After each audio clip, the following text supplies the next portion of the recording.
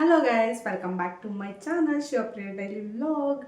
ಇವತ್ತು ಬಂದು ಫ್ರೈಡೇ ನಾನು ಆಫ್ಟರ್ನೂನಿಂದ ವಿಡಿಯೋನ ಸ್ಟಾರ್ಟ್ ಮಾಡ್ತಾ ಇದ್ದೀನಿ. ಏನಕ್ಕಂದರೆ ಬೆಳಗ್ಗೆಯಿಂದ ಒಂದು ಮೂವಿ ನೋಡಿದೆ, ಬೇಜಾರಾಗ್ತಾಯಿತ್ತು ಅಂತ ಅಂದ್ಬಿಟ್ಟು. ಏನಕ್ಕೆ ಅಂತ ಅಂದರೆ ರೀಸನ್ನು, ನನ್ನ ಮಗನೂ ಸ್ಕೂಲ್ಗೆ ಹೋಗಿದ್ದಾನೆ ಮತ್ತು ಕುಮಾರ ಕೂಡ ಡ್ಯೂಟಿಗೆ ಹೋಗಿದ್ದಾರೆ.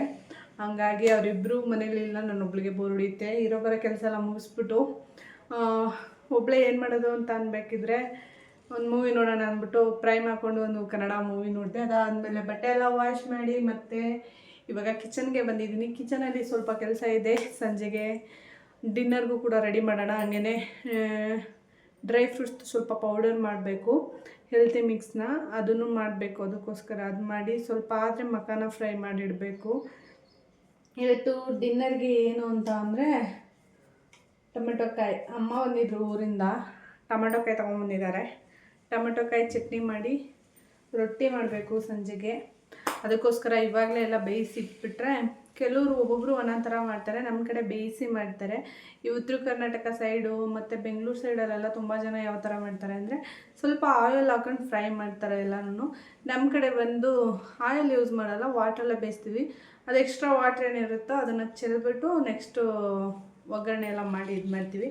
ನಮ್ಮ ಕಡೆ ಯಾವ ಥರ ಮಾಡ್ತಾರೆ, ಮಂಡ್ಯ ಮತ್ತು ಹಾಸನ ಕಡೆ ಯಾವ ಥರ ಮಾಡ್ತಾರೆ ಅಂತ ಅಂದ್ಬಿಟ್ಟು ಈ ವಿಡಿಯೋದಲ್ಲಿ ತೋರಿಸ್ತೀನಿ ನಾನು. ಟೊಮೆಟೊಕಾಯಿ ಚಟ್ನಿ ಯಾವ ಥರ ಮಾಡೋದು ಅಂತ ಅಂದ್ಬಿಟ್ಟು.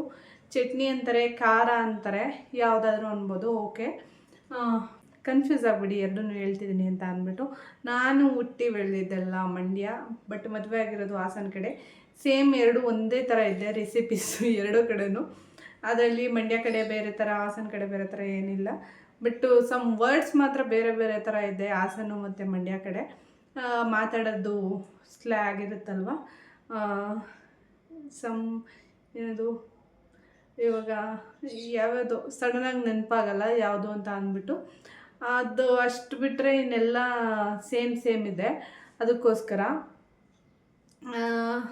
ಅದಾದಮೇಲೆ ನೋಡೋಣ ಬನ್ನಿ. ಇವಾಗ ನೆಕ್ಸ್ಟು ಟೊಮೆಟೊಕಾಯಿ ಚಟ್ನಿ ಯಾವ ಥರ ಮಾಡ್ತೀನಿ ಅಂತ ಅಂದ್ಬಿಟ್ಟು ಅದನ್ನು ಶೇರ್ ಮಾಡ್ತೀನಿ. ಹಾಗೆಯೇ ಡ್ರೈ ಫ್ರೂಟ್ಸ್ ಮಿಕ್ಸ್ ಪೌಡರ್ನು ಕೂಡ ವಿಡಿಯೋ ಶೂಟ್ ಮಾಡ್ತೀನಿ. ಬಟ್ ಈ ವಿಡಿಯೋದಲ್ಲೇ ಹಾಕೋಕ್ಕೆ ಹೋಗಲ್ಲ, ತುಂಬ ಲೆಂತಿ ಆಗಿಬಿಡುತ್ತೆ ವಿಡಿಯೋ. ಅದಕ್ಕೋಸ್ಕರ ನೆಕ್ಸ್ಟ್ ಇನ್ನೊಂದು ವಿಡಿಯೋದಲ್ಲಿ ಅದನ್ನು ಶೇರ್ ಮಾಡ್ತೀನಿ. ಇವತ್ತಿನ ವಿಡಿಯೋದಲ್ಲಿ ಟೊಮೆಟೊಕಾಯಿ ಚಟ್ನಿ ಯಾವ ಥರ ಮಾಡೋದು ಅಂತ ಅಂದ್ಬಿಟ್ಟು ಶೇರ್ ಮಾಡ್ತೀನಿ.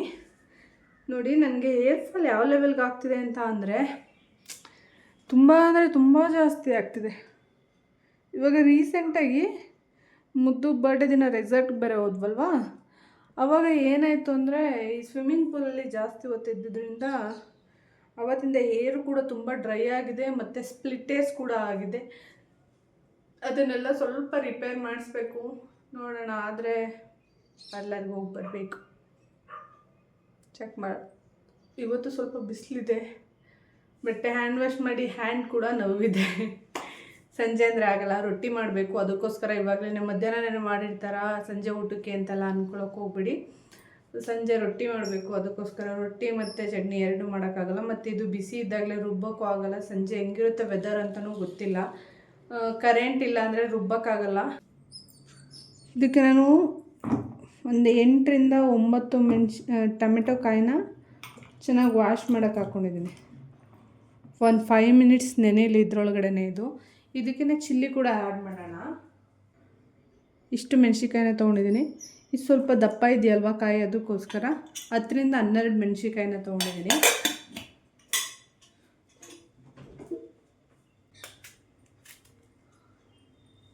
ಇದನ್ನು ಈ ಥರ ಮಧ್ಯಕ್ಕೆ ಕಟ್ ಮಾಡಿ ಹಾಕ್ಕೊಳ್ಳೋಣ ಬೇಯಿಸೋದಕ್ಕೆ.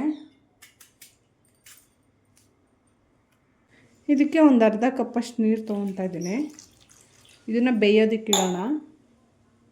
15 ಮಿನಿಟ್ಸ್ ಬೇಯಿಸ್ಕೊಳ್ಳಿ. ಅದು ಕಲರ್ ಚೇಂಜ್ ಆಗುತ್ತೆ, ಗೊತ್ತಾಗುತ್ತೆ ಬೆಂದಿದೆ ಅನ್ನೋದು. ಇದು ಬೆಂದಾದ್ಮೇಲೆ ನೆಕ್ಸ್ಟು ಬೇರೆ ಇದನ್ನು ತೋರಿಸ್ತೀನಿ ಸ್ಟೆಪ್ಸ್ ಎಲ್ಲ.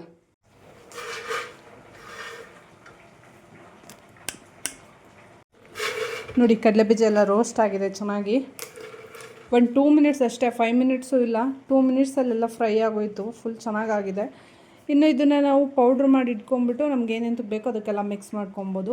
ಸಲಾಡ್ಗೂ ತುಂಬ ಚೆನ್ನಾಗಿರುತ್ತೆ. ಮತ್ತು ನನಗೆ ಸಲಾಡ್ಗೆ ಪೀನಟ್ ಇದ್ರೇ ತುಂಬ ಇಷ್ಟ ಆಗೋದು. ಅದಕ್ಕೋಸ್ಕರ ಸ್ವಲ್ಪ ಮಟ್ಟಿಗೆ ಫ್ರೈ ಮಾಡಿ ಇಟ್ಕೊತೀನಿ, ಒಂದು ಸ್ವಲ್ಪ ಎಕ್ಸ್ಟ್ರಾ.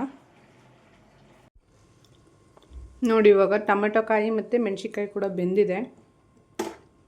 ಇದನ್ನು ಬೇರೆ ಒಂದು ಬೌಲ್ಗೆ ಎತ್ತಿಟ್ಕೊಂಡ್ಬಿಡೋಣ, ಆರುತ್ತೆ.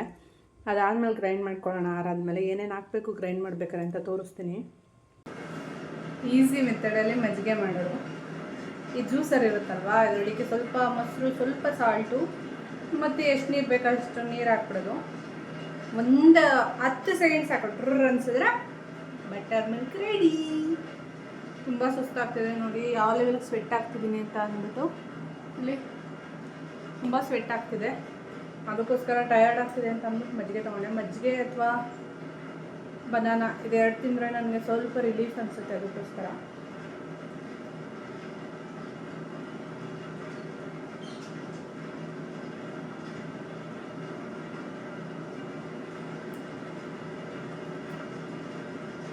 ಮಜ್ಜಿಗೆ ಕುಡಿದ್ಬಿಟ್ರೆ ಏನೋ ಒಂಥರ ಆನಂದ.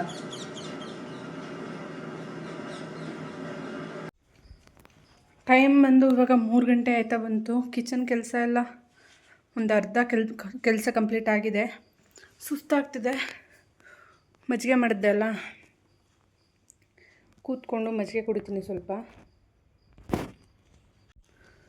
ಟೈಮ್ ಬಂದು ಇವಾಗ 3 ಗಂಟೆ. ಹೆವಿ ಸುಸ್ತಾಗ್ತಿದೆ ನೋಡಿ. ಸ್ವೆಟ್ ಕೂಡ ಆಗಿದೆ ಫೇಸಲ್ಲಿ. ನಂದು ಆಯಿಲಿ ಸ್ಕಿನ್ ಇರೋದ್ರಿಂದ ಸ್ವೆಟ್ ಆದ್ರೂ ಗೊತ್ತಾಗಲ್ಲ ಅಷ್ಟೊಂದು ಜಾಸ್ತಿ. ಕ್ಯಾಮ್ರಾದಲ್ಲಿ ಡೈರೆಕ್ಟಾಗಿದ್ದರೆ ಕಾಣುತ್ತೆ. ಸ್ವಲ್ಪ ಮಜ್ಜಿಗೆ ಮಾಡ್ಕೊಂಡಿದ್ದೀನಿ.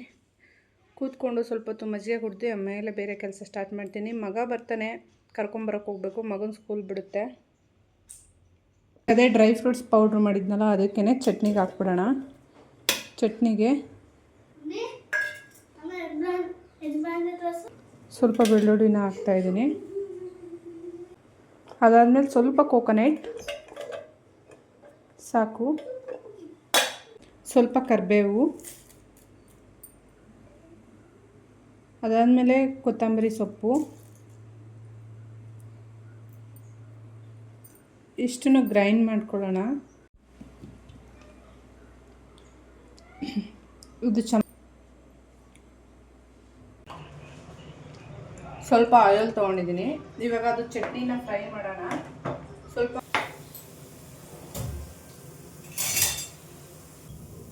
ನೆಕ್ಸ್ಟ್ ಅದಾದಮೇಲೆ ಜೀರಿಗೆನ ತೊಗೊಂಡಿದ್ದೀನಿ ಫ್ರೈಗೆ.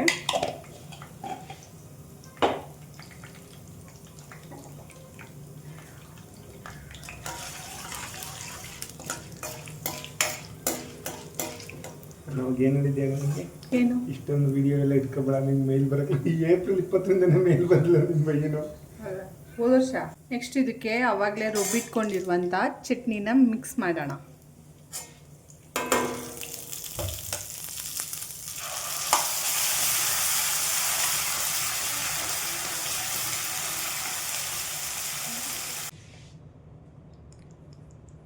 ನಮಗೆ ಖಾರಕ್ಕೆ ಸಾಲ್ಟ್ ಎಷ್ಟು ಬೇಕೋ ಅಷ್ಟು ಸಾಲ್ಟ್ನ ಸೇರಿಸ್ಕೊಂತೀವಿ. ತಿನ್ನೋದು ಒಂದೊಂದು ಕಡೆ ಒಂದೊಂದು ಥರ ಮಾಡ್ತಾರೆ, ಬೇರೆ ಬೇರೆ ಸ್ಟೈಲಲ್ಲಿ. ಇದು ನಮ್ಮ ಸ್ಟೈಲಲ್ಲಿ ಮಾಡಿರೋದು. ನಮ್ಮ ಕಡೆ ಮಂಡ್ಯ ಮತ್ತು ಹಾಸನ ಕಡೆ ಯಾವ ಥರ ಮಾಡ್ತಾರೋ ಅದೇ ಥರ ಮಾಡಿದ್ದೀನಿ ನಾನು.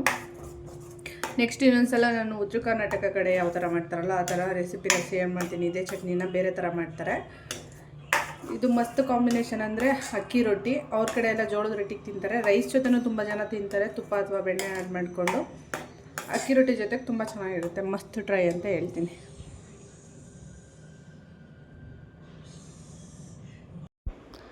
Thank you for watching. Subscribe my Shivapriya Daily Vlog.